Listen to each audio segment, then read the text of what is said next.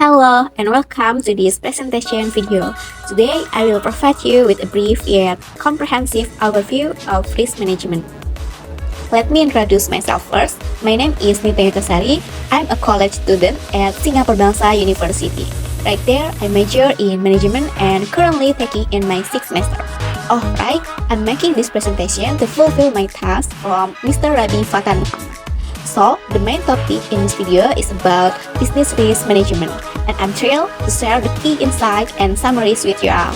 Let's dive right in and uncover the valuable insights and summaries that will enhance your understanding of risk management.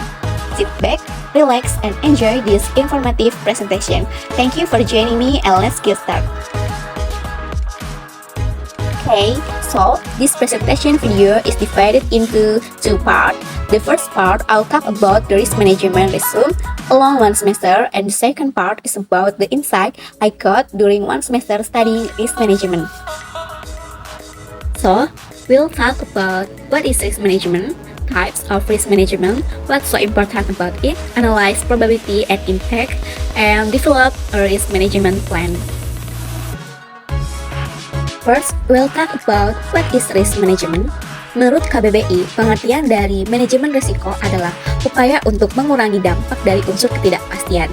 Sementara risiko bisnis adalah risiko yang dihadapi perusahaan dalam menjalankan suatu bisnis. Dari kedua pengertian tersebut, maka dapat disimpulkan bahwa manajemen risiko itu sebagai proses yang sistematis untuk mengidentifikasi, menilai, dan mengurangi potensi risiko yang dihadapi suatu organisasi atau perusahaan untuk melindungi operasional, aset, dan pemangku kepentingan mereka, yang mana melibatkan analisis kemungkinan dan dampak dari berbagai risiko, mengembangkan strategi untuk meminimalkan atau menghilangkannya, serta menerapkan kontrol dan tindakan untuk memastikan ketahanan dalam menghadapi ketidakpastian.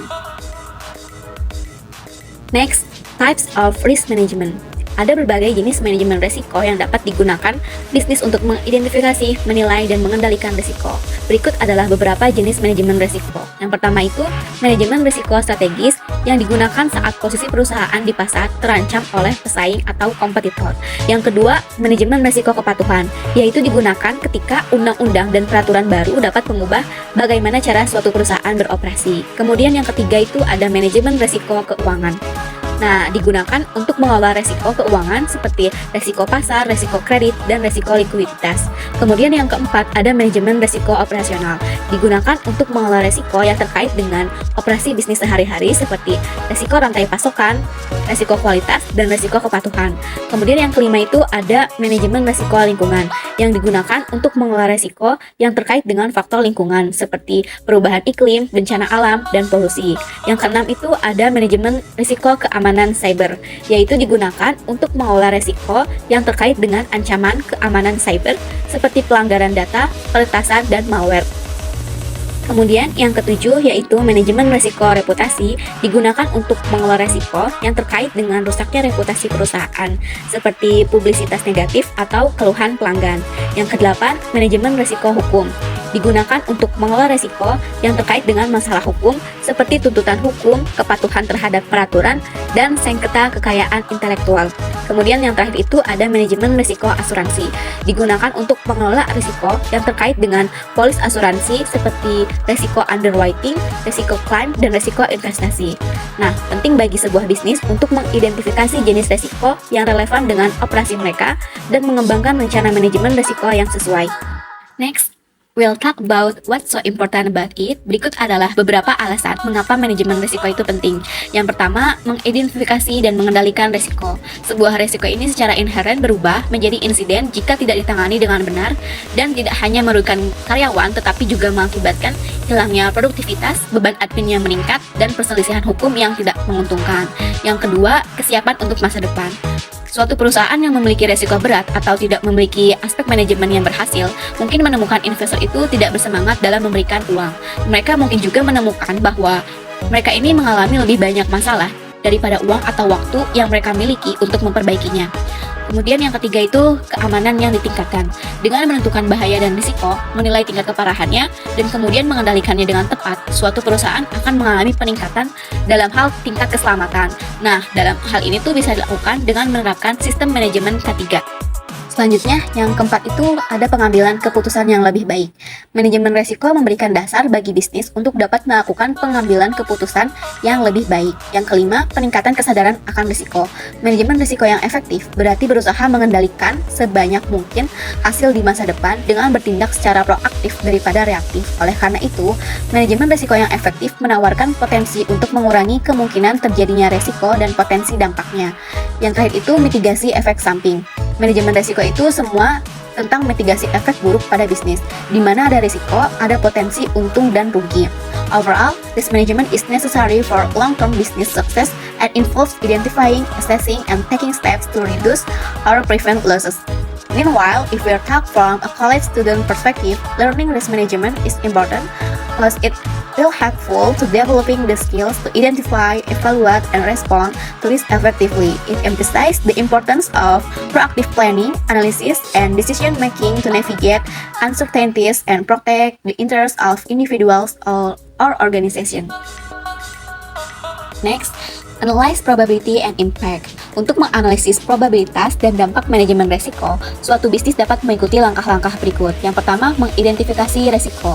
Identifikasi potensi risiko yang dapat mempengaruhi suatu bisnis seperti masalah keuangan, fisik, atau teknologi. Kemudian membuat daftar atau list semua potensi risiko tersebut.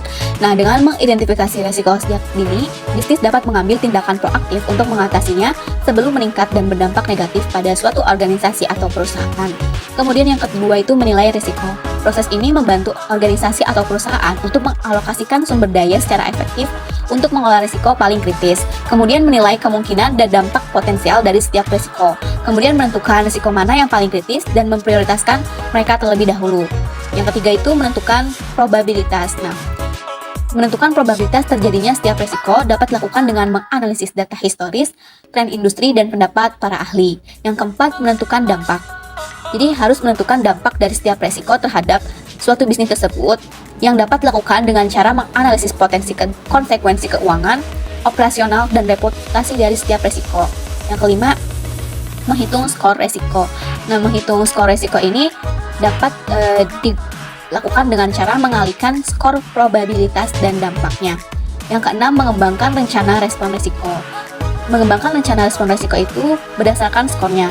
Nah, dapat mencakup penerapan langkah-langkah keselamatan, membuat rencana darurat, atau mengalihkan risiko ke pihak lain atau ke pihak ketiga. Yang terakhir itu, pantau dan tinjau. Pantau dan tinjau rencana manajemen risiko secara teratur untuk memastikannya tetap efektif dan terkini.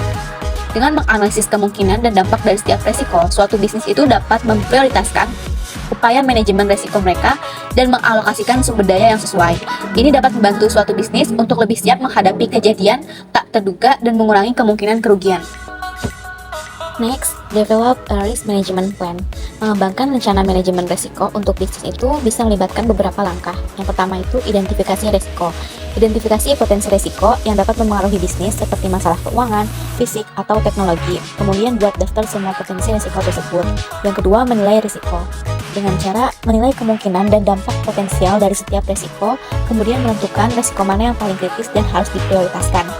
Yang ketiga itu minimalkan atau menghilangkan risiko. Mengembangkan strategi untuk meminimalkan atau menghilangkan risiko, yang mana bisa juga termasuk menerapkan langkah-langkah keselamatan, membuat rencana darurat, atau mentransfer risiko ke pihak lain atau ke pihak ketiga. Kemudian yang keempat itu tetapkan tanggung jawab untuk tugas kepada individu atau tim tertentu yang bertanggung jawab untuk mengelola setiap risiko. Yang kelima, kembangkan rencana darurat tentang bagaimana akan melanjutkan atau melanjutkan operasi perusahaan jika terjadi krisis. Selanjutnya, komunikasikan rencana dan melatih staf. Komunikasikan rencana manajemen risiko kepada semua karyawan dan pemangku kepentingan. Kemudian melatih staf tentang cara mengimplementasikan rencana dan apa yang harus dilakukan jika terjadi krisis. Terakhir itu pantau risiko baru. Pantau bisnis untuk risiko baru dan perbarui rencana manajemen risiko sesuai kebutuhan. Penting untuk dicatat bahwa mengembangkan rencana manajemen risiko adalah proses berkelanjutan yang membutuhkan pemantauan dan pemutakhiran terus-menerus. Last but not least, conclusion. Manajemen risiko adalah proses penting bagi bisnis untuk mengidentifikasi, menilai, dan mengendalikan potensi risiko yang dapat berdampak negatif terhadap operasi mereka. Manajemen risiko penting karena membantu bisnis membuat keputusan cerdas, menghindari masalah keuangan, dan bersiap untuk kejadian tak terduga. Suatu bisnis dapat mengolah strategi dan pengendalian risiko pada manajemen risiko dengan mempertimbangkan tujuan dan strategi bisnis secara keseluruhan, mengembangkan strategi pengendalian, menentukan kepemilikan risiko, mengembangkan rencana respon risiko, serta memantau dan meninjau rencana manajemen risiko. Second part is we'll talk about insight. So, sepanjang semester kami terlibat dalam diskusi, studi kasus, dan tugas kelompok yang menerapkan konsep yang dipelajari dalam kasus yang terjadi di kehidupan secara real yang mengelola risiko secara efektif ataupun ada perusahaan yang terkena dampak buruk karena praktik manajemen risiko yang tidak memadai. Kami juga memperoleh pengetahuan praktis dan mengembangkan keterampilan berpikir kritis yang diperlukan untuk manajemen risiko yang efektif di berbagai industri dalam konteks organisasi ataupun perusahaan, yang mana dengan mempelajari manajemen risiko bisnis ini sangat membantu kita dalam agar bisa berkontribusi dalam pengembangan dan penerapan praktik manajemen risiko yang kuat dalam karir di masa depan. Kemudian, a little bit addition, I'm very grateful for having the opportunity to studying with Mr. Rabi and learning about business risk management. Now, one of my favorite parts is when Mr. Rabi explained anything about stock. It sounds very open to new knowledge and make me move to try to find out more about it. Besides that, studying with Mr. Rabi is very fun and there is almost no significant pressure during this one semester. Thanks a bunch there for sharing very useful knowledge for all of us. Okay, a little bit quotes. If it's still on your mind, it's worth taking. There is someone famous. Okay, that's all I can say at this time. Thanks a lot for watching this presentation video till the end. Sorry if there are still many shortcomings. Hopefully it can be useful for all of us who watch it.